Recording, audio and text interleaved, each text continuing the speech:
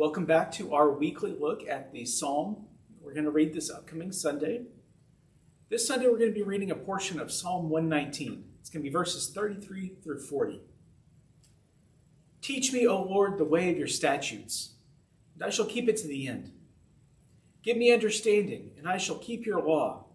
I shall keep it with all my heart.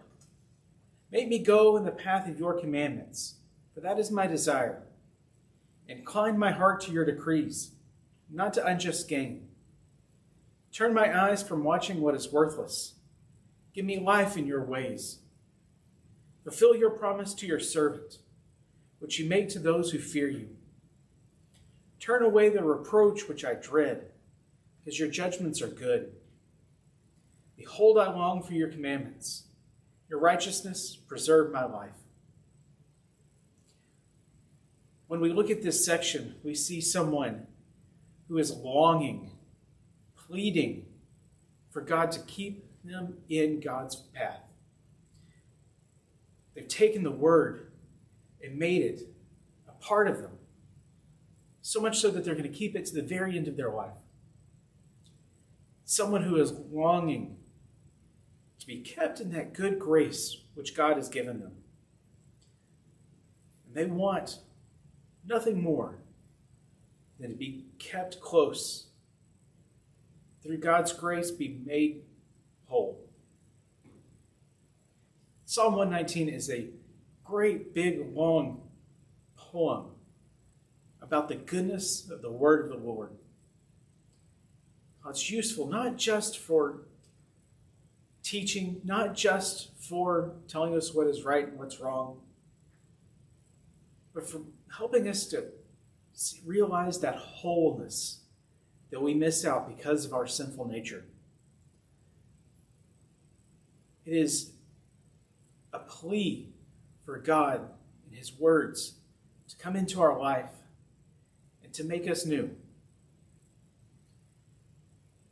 But when we look at this passage in conjunction with our gospel this Sunday, our gospel this Sunday is going to be Matthew 18, 15 through 20.